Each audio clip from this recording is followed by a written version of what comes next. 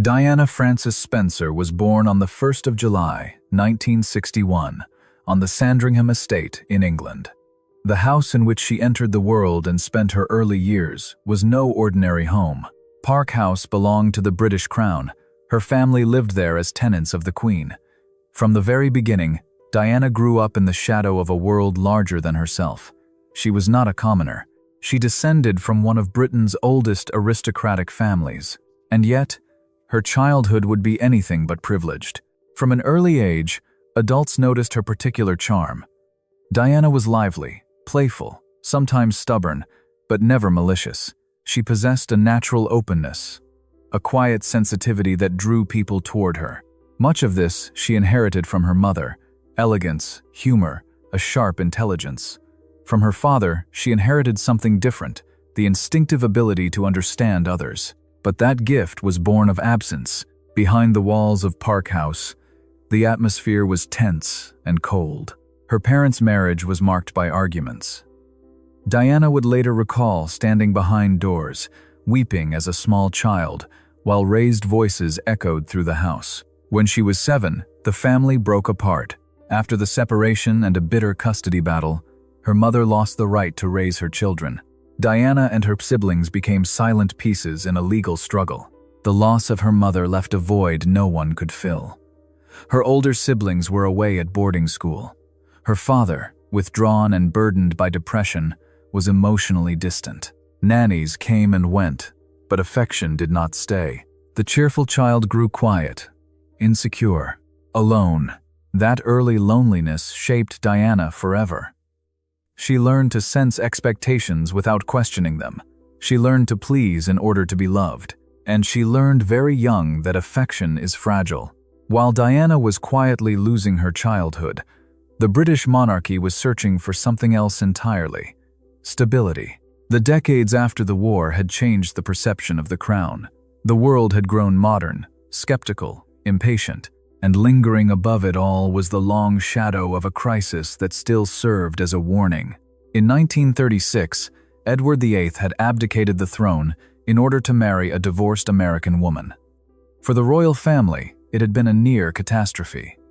The memory remained vivid. The heir to the throne could not afford such a mistake again. Love was secondary. Duty was everything. On the 1st of July, 1969, Charles was formally invested as Prince of Wales.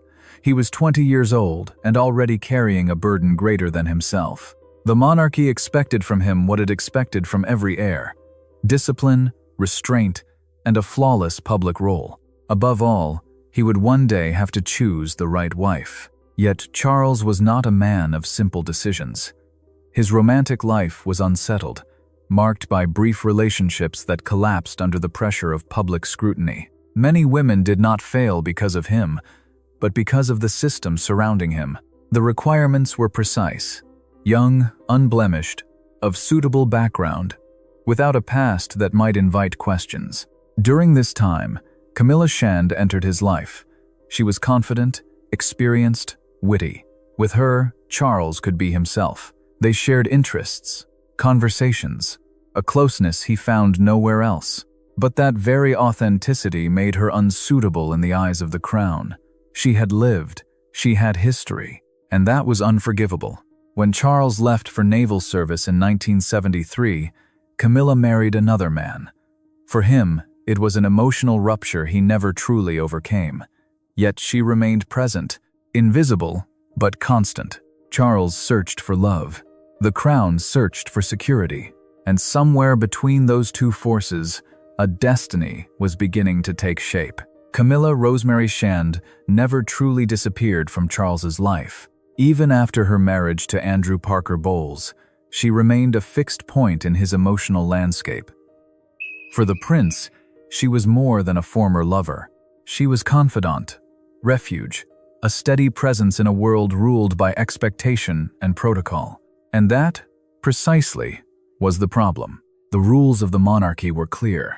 A future queen could not carry a past that raised questions. Camilla had such a past. She was experienced, independent, not easily shaped to fit an ideal. She did not match the image the court envisioned for the wife of the heir to the throne. Charles knew this, and yet he never made the decisive choice to claim her openly. Instead, he chose avoidance. Feelings were postponed, not resolved. Camila married. Charles remained emotionally bound to a woman who officially could not exist in his future. The contact between them never ceased. Meetings, shared circles, quiet conversations. To outsiders, it seemed harmless. To him, it was essential. By the mid-1970s, the pressure intensified. The search for a suitable bride became increasingly urgent. No encounter could fill the space Camila had left, and that was precisely what the palace wished to prevent. An heir who loves is harder to manage than an heir who obeys. At the same time, Diana's life was shifting. In 1975, her grandfather died, and her father became the 8th Earl Spencer. Diana was now Lady Diana Spencer. The title elevated her standing, but it did not alter her inner fragility. She remained the shy, uncertain girl shaped by absence and longing. In 1977, she encountered Charles briefly while he was courting her older sister Sarah. Diana was 16, barely noticed, standing quietly at the edge of the scene. No one could have foreseen that two lives had just intersected lives that would soon become inseparably bound. While Camila remained in the shadows, the stage was rearranging itself. The crown needed a solution. Charles needed stability, and Diana, unknowingly, was approaching a role she had never chosen for herself. By the late 1970s, Diana Spencer was living a life far removed from the machinery of the crown. After finishing school, she moved into a modest London apartment shared with friends. She worked part-time at a kindergarten, surrounded by children, distant from protocol and royal scrutiny. Years later, she would describe this period as one of the happiest of her life. Here, she felt needed. Here, she felt seen. She loved animals, music, and dance. She played the piano with natural talent and took ballet lessons, though her height eventually made a professional career unlikely. Even as a teenager, she believed she was meant for something significant. She once told her father that she knew she would marry someone important. She imagined her life unfolding like the romantic stories she loved to read. She believed in love. She believed in destiny. In the summer of 1980, she encountered Charles again, no longer as a shy schoolgirl in the background, but as a young woman. At a polo match, he began to take notice of her. Diana was different from the women he had known. She was quiet, inexperienced, gentle. Above all, she was unformed in the eyes of the establishment. She represented possibility. Their relationship progressed quickly. Charles invited her to Balmoral, the royal family's private retreat in Scotland. There, Diana underwent a test no one had explained to her. She was polite, restrained, adaptable. Queen Elizabeth II was reportedly pleased. In Diana, she saw youth, purity, aristocratic lineage, a combination the monarchy considered ideal. The 13-year age difference was not viewed as a concern. On the contrary, her youth was seen as advantageous, particularly regarding the expectation of heirs. Beauty, grace, a suitable background, everything appeared aligned. Yet, as Diana moved closer to the royal circle, she sensed another presence. Camilla Parker Bowles was there at races, at polo matches, sometimes even at Balmoral. Diana assumed she was simply a family friend. She still believed in the fairy tale. She did not yet realize she had entered a story that had begun long before her. As public attention intensified, so did the pressure. The media had discovered Diana. A single photograph, taken outside the kindergarten where she worked, was enough to transform her into a national figure overnight. On newspaper covers, she appeared as the prince's girlfriend. From that moment forward, privacy became a memory. The public response was immediate and overwhelming. Diana seemed approachable, shy, genuine. The press quickly realized that every image of her increased circulation. Photographers followed her relentlessly. For Diana, it was disorienting. For Charles, it was another sign that a decision could no longer be delayed. Within the royal family, expectations grew stronger. It was assumed that affection would develop over time, that love could be learned. Charles himself would later admit that he believed he would grow to love her. The thought revealed much about the system in which he had been raised. On the 6th of February, 1981, after barely 6 months of courtship, Charles proposed to Diana during a private dinner at Buckingham Palace. He was 32. She was 19. They had spent little time alone, scarcely enough to truly know one another, yet she accepted without hesitation. For Diana, it felt like destiny fulfilled. For Charles, it was duty acknowledged. The engagement was officially announced weeks later. The ring, a white gold setting with a 12-carat blue sapphire surrounded by 14 diamonds, became a global symbol. During a press interview, a journalist asked whether they were in love. Diana answered immediately. Charles hesitated. "Whatever in love means," he replied. The remark traveled around the world. To many, it seemed awkward. To Diana, it was something else, a crack in the illusion. Still, the machinery moved forward. The crown had found its answer. The nation embraced its princess-to-be, and the fairy tale continued without ever having secured the foundation it required. The 29th of July, 1981, became a date etched into modern history. London transformed into a grand stage upon which a contemporary fairy tale was performed. Inside Street, Paul's Cathedral, 3,500 guests gathered beneath the dome, while crowds filled the streets outside. Across the globe, hundreds of millions watched the ceremony on television. It was not merely a wedding. It was a spectacle designed to renew faith in the monarchy. Diana arrived in a glass coach, accompanied by her father. Her gown was extravagant ivory silk taffeta, voluminous sleeves, and a train stretching nearly 25 feet behind her. The veil was secured by the Spencer family tiara. Every detail carried symbolism. Every moment was choreographed for history. The images captivated the world. Diana embodied youth and promise, yet beneath the splendor, doubt lingered. Shortly before the wedding, she had discovered a bracelet Charles had commissioned for Camilla. She learned he intended to give it to her.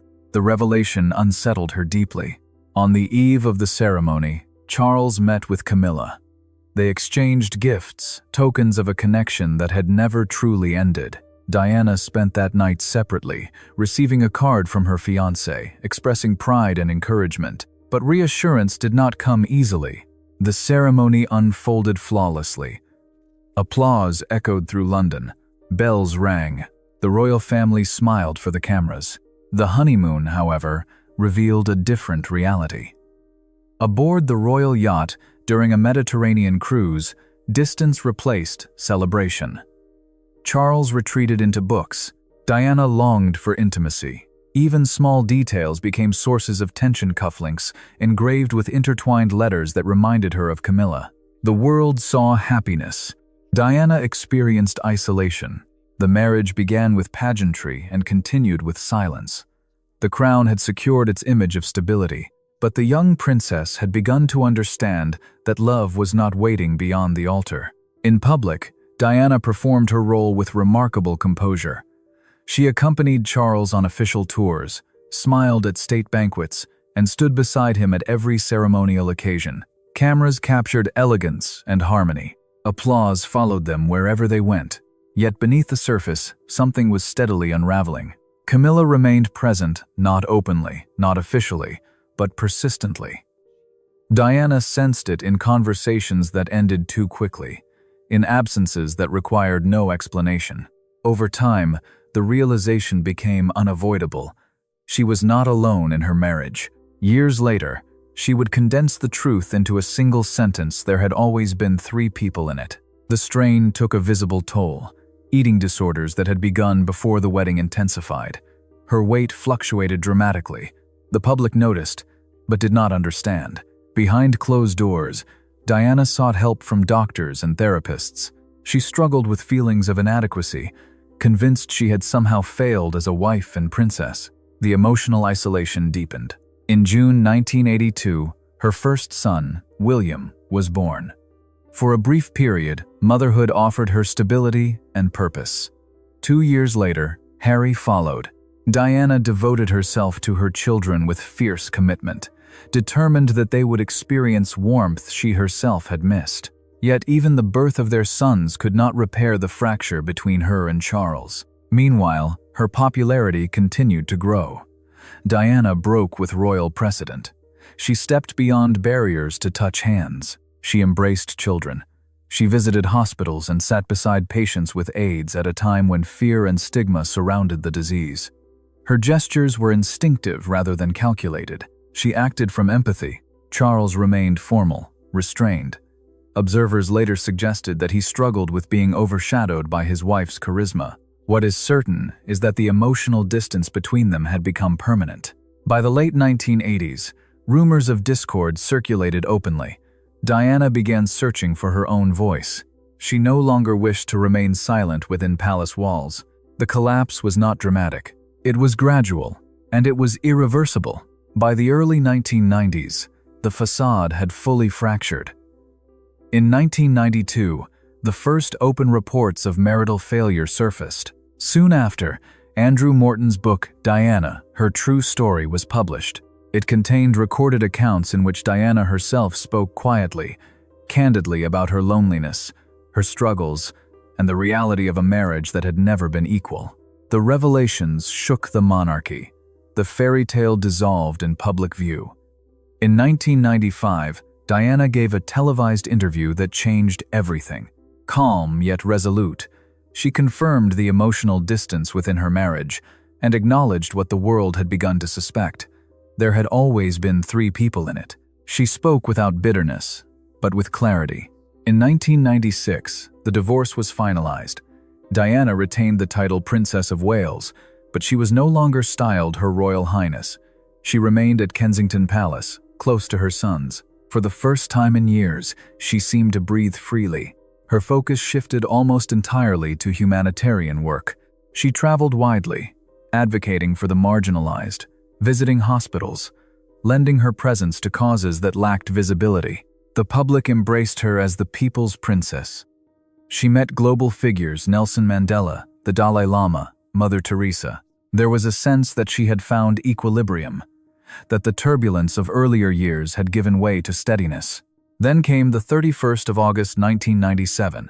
In Paris, Diana was involved in a high-speed car crash inside the Pontalma tunnel. She was traveling with Dodi Al-Fayed, pursued by photographers. The vehicle struck a pillar at great speed. Diana was critically injured and died hours later in a hospital. The shock was immediate and global.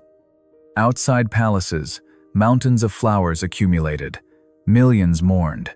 On the 6th of September 1997, the world watched her funeral at Westminster Abbey. Diana left no throne behind, but she left a legacy. She redefined proximity between royalty and public.